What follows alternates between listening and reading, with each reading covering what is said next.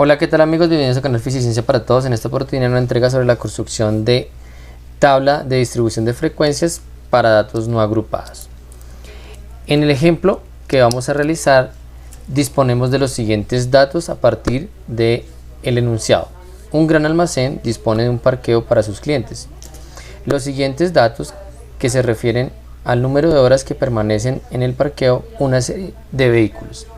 Y sobre estos datos vamos a determinar la distribución de frecuencias respectiva. Para ello pues debemos identificar que estos dígitos de acá corresponden entonces al número de horas que están los vehículos en el servicio de parqueadero.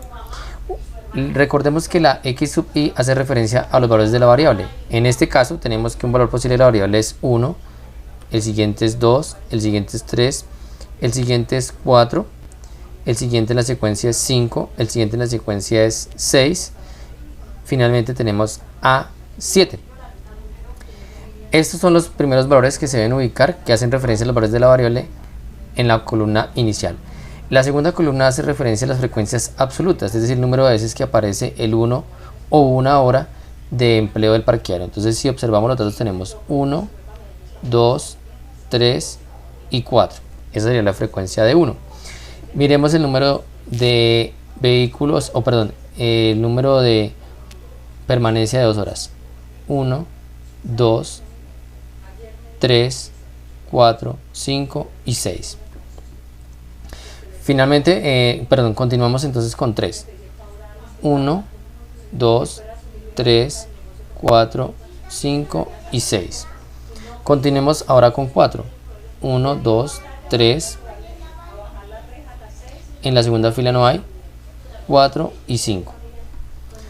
Continuemos con el empleo durante 5 horas. 1, 2, 3 y 4. Luego en 6 horas tenemos 1 y 2. Y finalmente el empleado durante 7 horas.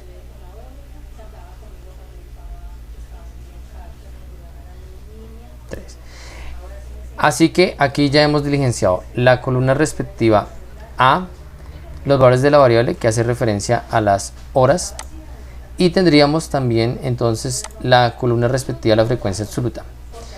Recordemos que la suma de la frecuencia absoluta la podemos sacar aquí con fórmulas autosuma, es de 30, es decir, tenemos un total de 30 datos.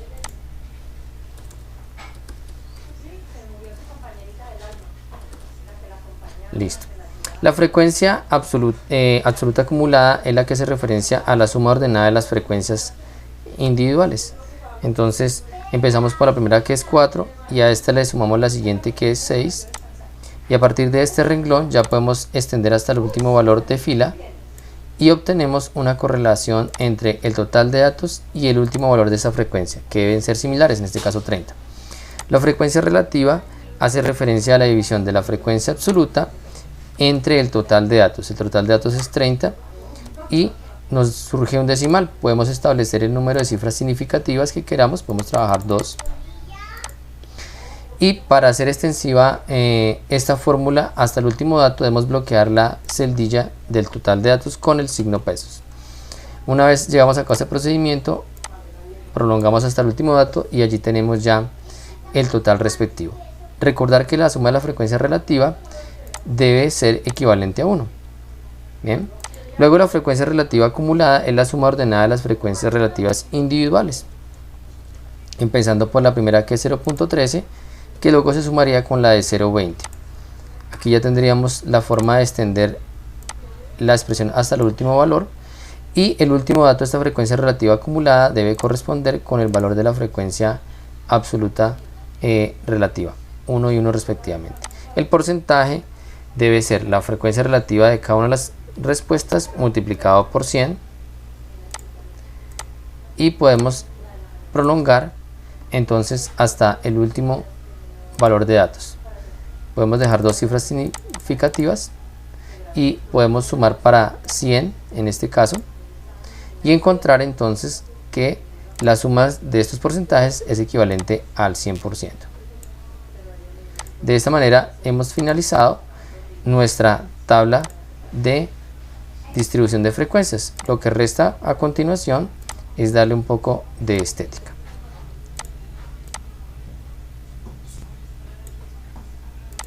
Bien. Con este conjunto de elementos finalizamos nuestro ejemplo y esperamos puedan revisar más contenido en el canal.